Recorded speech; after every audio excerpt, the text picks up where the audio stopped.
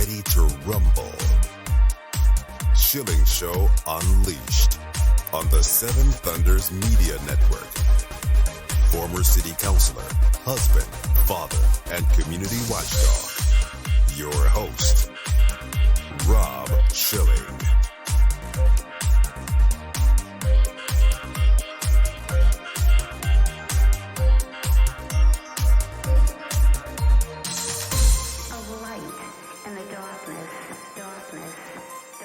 Welcome to the Schilling Show Unleashed Podcast. Remember, your direct support makes our show possible, and you can directly support this podcast by visiting shillingshow.com and then clicking on the Patreon banner at the top of the page to make a monthly contribution. We appreciate your support. The Schilling Show Unleashed Podcast welcomes Nathan Lewis, leading authority on monetary policy, a Discovery Institute fellow and co-author of the new book, Inflation, What It Is, Why It's Bad, and How to Fix It. And Nathan Lewis, welcome to the Schilling Show Unleashed podcast. Hey, Rob. Good to be here. You know, I think a picture is worth 1,000 words or maybe 100 trillion words. And in the very beginning of your book, there is a picture, and I've never seen this before, of a $100 trillion note from Zimbabwe. That's worthy of a little bit of discussion because I could barely fathom that they would have currency with that high of a denomination. Americans should learn about hyperinflation. Of course, they had hyperinflation in Zimbabwe because almost everyone else in the world understands this. All of Latin America, everything south of Texas had hyperinflation in the 1980s. All of Eastern Europe had hyperinflation in the 1990s. China's had hyperinflation in the late 40s. Japan had hyperinflation in the late 40s. Germany had a couple rounds of hyperinflation in the 20th century. It's very common, and you better learn something about it. So either you can prevent it from happening, or if it does happen, you know what's happening and how to stop it. We went for so long, and I've had this discussion on the air over many years, wondering when it was going to happen because they just kept increasing the money supply, creating money out of nothing, and yet nothing bad seemed to happen. Why has it taken so long for this to catch up with America? That's a good question, and even among the sort of expert class, that there's a lot of head scratching about that. My interpretation is basically what happened in 2008 is banks were running with extremely low cash holdings, basically to increase profitability because the cash didn't make any money. And then that led directly into the crisis of 2008. They didn't have any cash to fulfill their obligations. Out of that crisis, they developed a new system where they had basically, very high cash requirements, and they had to make it. They had to regulate it because otherwise there would be competition, race to the bottom, just as they had before, to have the lowest cash possible. So these are bank reserves at the Federal Reserve, is what I mean when I say cash, a form of base money. And so they decided on that, and they phased it in through 2019. And this cash didn't exist. It had to be created. Although it was not really done consciously in an organized fashion, basically what happened over that decade is central banks had to create the money that banks required themselves to hold. Just as, if you required every person on this, every citizen to have $1,000 in $20 bills in case of a rainy day fund, you have to make those bills, right? I mean, they have to exist, right? You could put them in a shoebox under your bed or whatever. And much the same happened for banks. Even into the end of 2019, there was a bit of a crisis because banks, they fully phased in the requirements for 2019, and they didn't have, there literally was not enough cash in the world. And so that created a shortage into 2020. And then when COVID hit, central banks essentially filled that hole, which absorbed a lot of that cash. Hopefully I'm not getting too complicated here, but the state, as we came out of COVID, central banks had, produced this tremendous amount of money. As we came out of COVID into 2021, banks were fully topped up. They have regulatory requirements. They publish them. They say, yep, we meet all requirements, right? The tanks were all full of money at that point. During that whole process, the currencies did decline in value. We went from, $900 per ounce of gold, let's say, and let's say 2,000, 1,800 in 2021. So it appears that the dollar, during this process of printing money, the dollar did lose about 50% of its value. So it wasn't completely harmless, but it was completely out of proportion to the amount of money that was created during that time.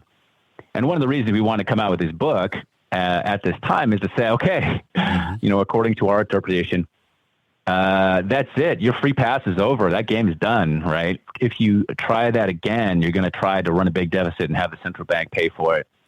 Or, you just have this knee-jerk reaction of whenever the economy turns down to just vomit money over the landscape.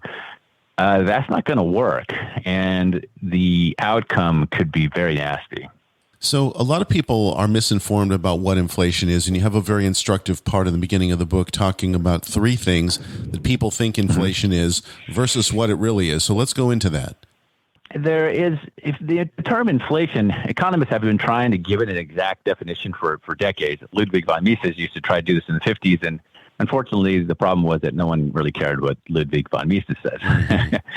So instead of acting like the grammar police, we kind of accepted that the term inflation is out there in popular speech, and it doesn't really have an exact meaning. It has something to do with higher prices. The question really becomes diagnosing a certain situation. There's basically, we decided to categorize into two things, which one is basically kind of supply-demand issue, and in economics terms, this is aggregate supply and aggregate demand. It's a Keynesian framework. And it's basically supply and demand. There's a shortage of something, just as we have today a shortage of, new cars because the car factories are shut down. Prices go up, right? That's pretty easy to understand. We have a very tight labor market, and wages, especially for the lower end, are going up. And you could have a dozen examples of this sort, right? There's been bird flu, and now chicken prices are rising. Right. Supply and demand type stuff. And we kind of understand this. We get it, right? And then you have monetary stuff. And this all central bank has nothing to do with supply and demand. It's just central bank managing the currency, mismanaging, as it were. And it's really easy to understand is, the central banks do this, that, the other, and it has some kind of effect on the value of the currency. We have floating fiat currencies. The values go up and down. Well, when they go down and they stay down, what happens? Well, it takes more currency to buy things. And this is a process that takes months and years to flow through. If the value of the currency, value of the dollar falls by 50%, then over a period of months and years, you would expect it to take twice as many dollars to buy things. Barrel of oil, first tends to be commodities. Later, it tends to be everything else. And what we have, and these two things are not terribly hard to understand, but what we tend to have is people kind of focus on one or the other. It's all supply and demand, right? That's what happened in the 70s. They thought there was an oil shortage and all this stuff. Or it's all a central bank, right? Milton Friedman, inflation is everywhere, monetary phenomena. Well, no. Sometimes there really are, supply-demand issues. As I kind of joke, half the people are wrong all the time. Or now we actually have both together, which is very unusual. We haven't really had these kind of supply-demand issues to this scale since maybe World War II or wartime conditions. Usually they pass kind of quickly, but they seem to be getting worse. So since we have both together, I say, usually half the people are always wrong, but now everybody's half wrong because they only appreciate one, but not the other. There's been debate over the years, and I don't hear it so much anymore, but I do remember hearing it in decades past about having a strong dollar versus a weak dollar. And I never understood why somebody would want a weak dollar. It just doesn't sound good. But is that relevant to the debate on inflation? Yes. So, remember our message in the book, which is if you look at, forget about the supply and demand stuff that exists, but we're going to focus on the monetary stuff. You just think of inflation, the monetary inflation, as a decline in the value of the currency and the consequences that arise from that. A weak dollar, which basically means a dollar that's declining in value, would cause inflation, right? No one ever says, they get in front of a podium and say, you know what, we want a weak dollar. You would never say that, right? But what they say is instead is, we need easy money Federal Reserve policies to deal with unemployment. They say that all the time, or support the stock market, or a dozen rationalizations. We know them all, and the result of that is is a weakening currency. In the 1970s, they used to call that accommodation. We don't want to cause a recession so we will accommodate inflation, and you get a weak dollar. The strong dollar policy of the 80s and 90s was people saying, yeah, we're not going to do that. We're going to try to maintain a reliable, stable currency value. And approximately during those decades they did. Let's go to how the government calculates inflation, because I understand they leave a lot of things out and they use some other tricks to make the numbers seem lower. I don't trust the numbers as they come out, but how did they do it and how should they do it? I really de-emphasize the CPI numbers. A lot of economists, they're like, it's hard to explain the mentality as if it's something you could go out and scientifically measure and it had some kind of vast significance. I tend to downplay their significance. What's really important is maintaining stable monetary value, not whether prices go up and down. But over the time, particularly during, let's say, the 2000, well, in truth, the entire period of floating fiat currency since 1971, but particularly during the 2000 to 2010 decade, the value of the currency, the value of the dollar, was declining substantially. And I think it was actually done on purpose. I think they were kind of like trying to pull goofy economic policy on us. But there were continual adjustments to the way they calculated the CPI, and you could argue about whether it's justified or not. But one thing we know for certain is every time they adjusted it over and over and over again, the result was the CPI came out lower than it would have if they didn't adjust it. And so, the CPI is not really like a fixed basket of prices. Of course, it's hard. Unfortunately, things in the economy, except for the most basic commodities, aren't fixed. So you can't even have a fixed basket. But it's just kind of this thing that evolves from time to time, and it comes out with, it's heavily managed. I was a little surprised, actually, at the very high CPI numbers recently, because I figured they would just, make up something and have whatever number they wanted.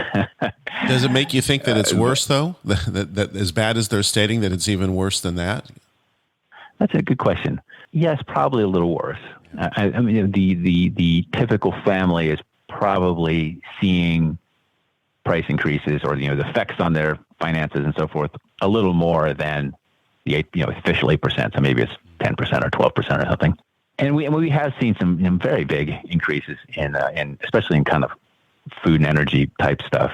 There has been a substantial decline in currency value over the past, let's say, 3 years, 2019 to the present, which would probably account for about a 50% upward move in prices. That's very significant. And what I would think is that leads ultimately to a dramatically lower standard of living for Americans, or are we just making it up with credit?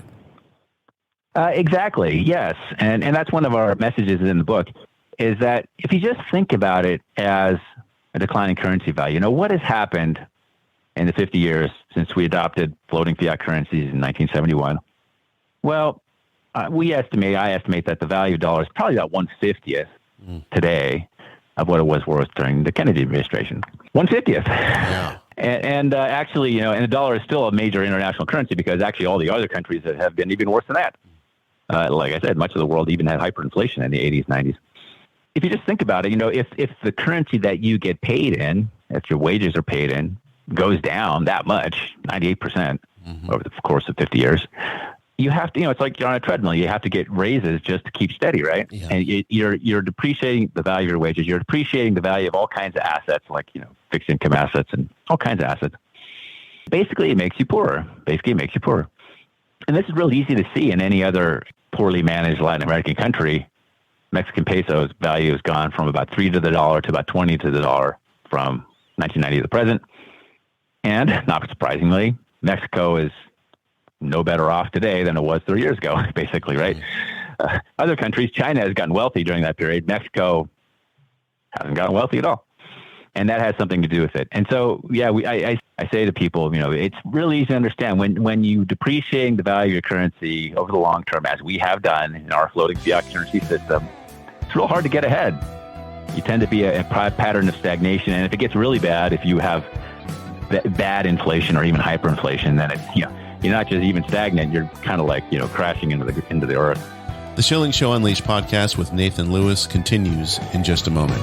Online at schillingshow.com. BorderHawk.news is a one-stop shop with the latest news about immigration, nationalism, and globalism. The BorderHawk staff daily curates immigration news stories and, in the fashion of the Drudge Report, updates the site with cutting-edge content and original first-class commentary. BorderHawk.news highlights national and international media reports, tweets, and nuggets buried in local news blurbs, polls, video clips, and policy research. BorderHawk is pro-legal immigration, pro-rule of law, but against an unsecure border, as countless Americans have suffered violence at the hands of criminal illegal aliens. And an increasing number of Americans are concerned about how mass migration affects their daily life. BorderHawk.news will remain on the forefront of the immigration issue with a buffet of info to read, evaluate, and share. Bookmark BorderHawk.news. Add them on social media at BorderHawkNews on Twitter.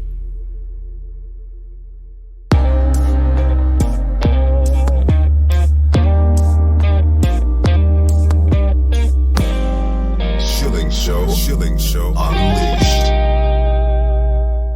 The Schilling Show Unleashed podcast, we continue with Nathan Lewis. The book is Inflation, What It Is, Why It's Bad, and How to Fix It. So I want to go to gold because there should be a focus on that. You talk a lot about that in the book. Why did President Richard Nixon take us off the gold standard, and was there some immediate benefit that he derived from doing that?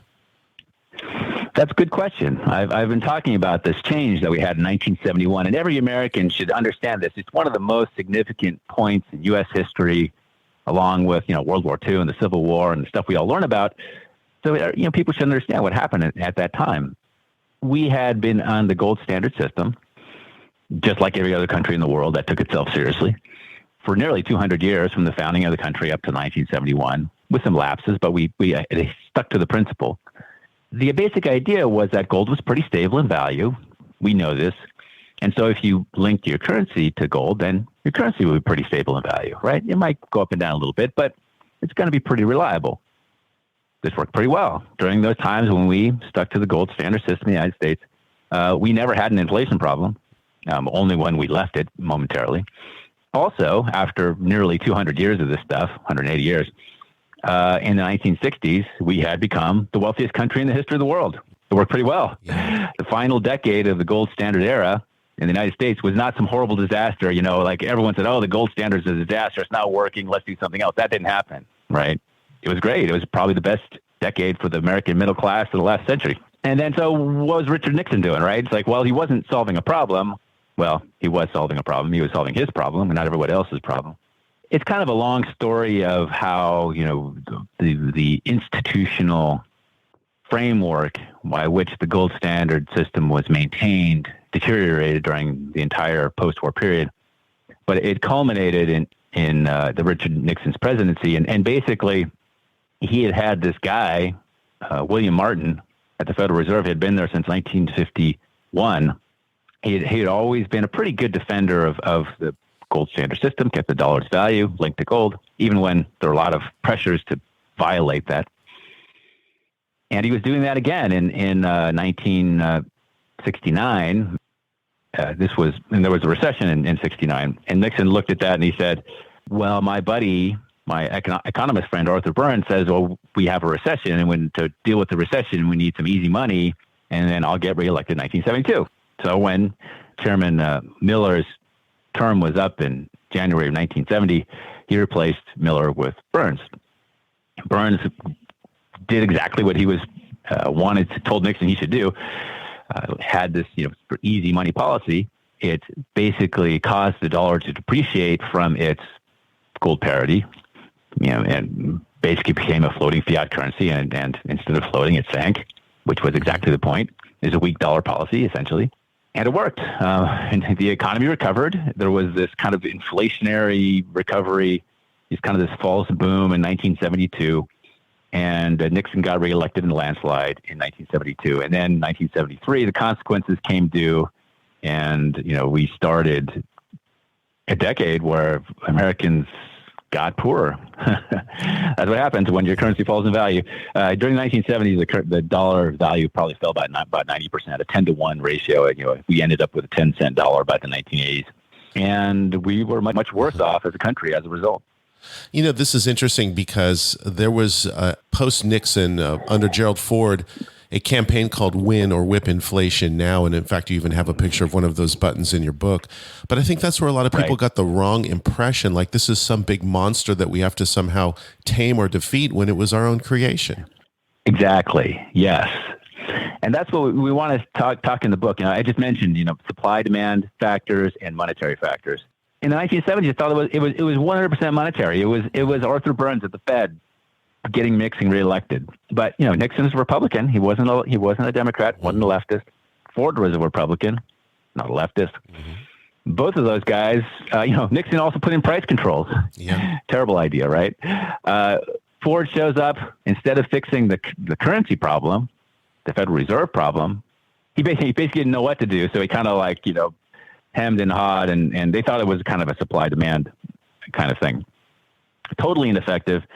And then what was the next person? Carter. Well, even in 1979, after this had been going on for a decade, they still couldn't figure it out. And, Carter was, like I said, during that time, basically the value of the dollar went down 90%, right?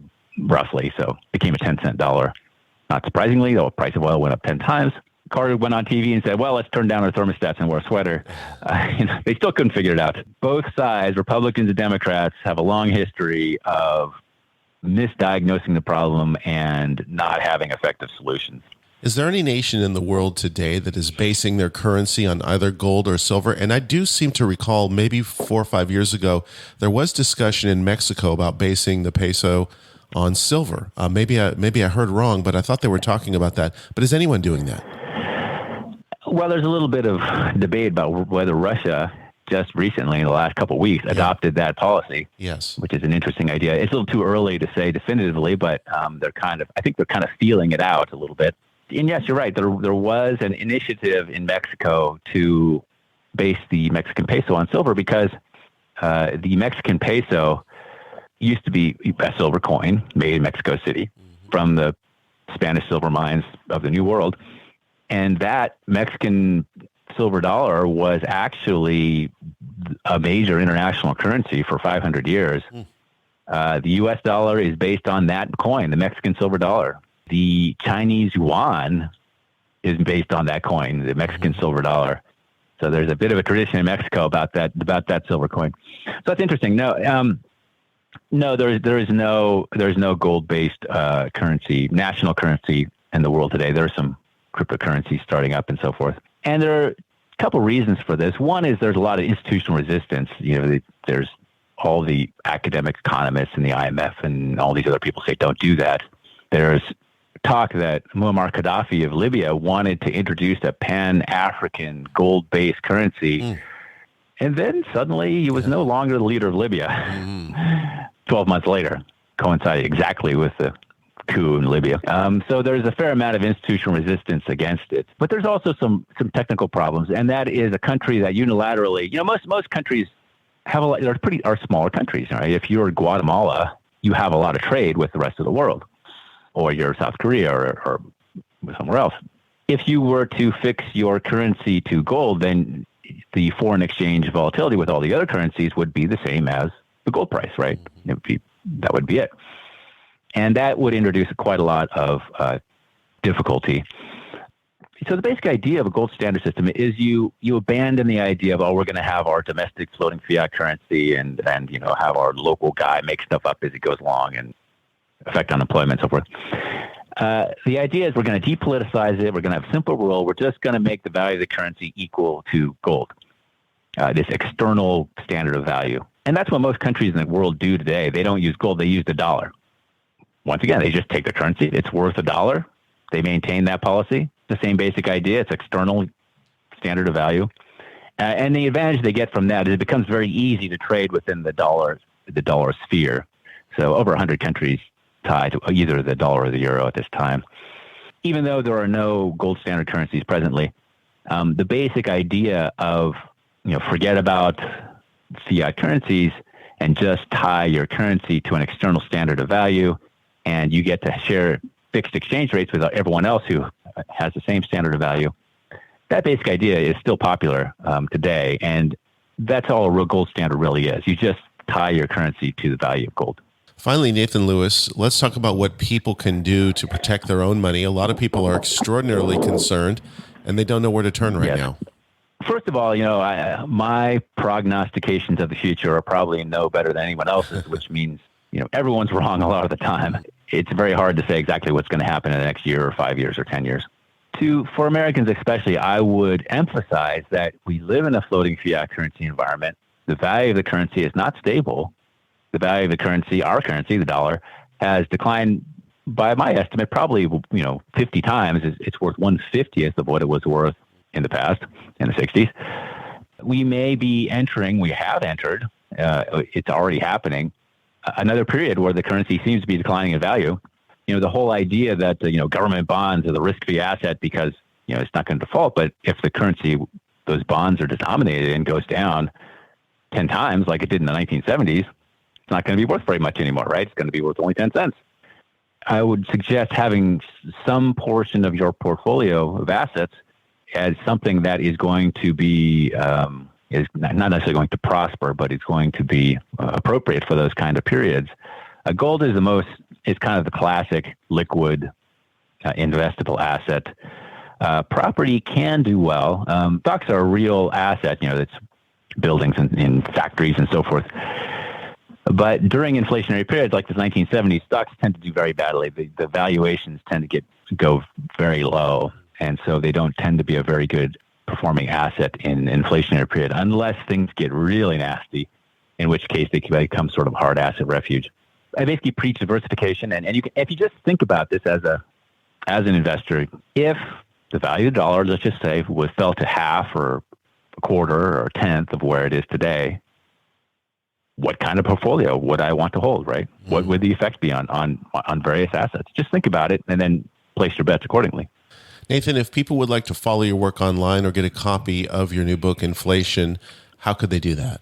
The book is out. I think it's released today. It's in places like Barnes & Noble and Amazon and all the usual channels. Encounter Books has a website for the book with a little more information on it. My personal website is newworldeconomics.com, and that's my macro website. It's not about investing stuff, but economic topics. And I also have a retail investment newsletter, which is on Substack, the Polaris Letter on Substack.com. What I'm doing with my money and what I suggest maybe other people do as well.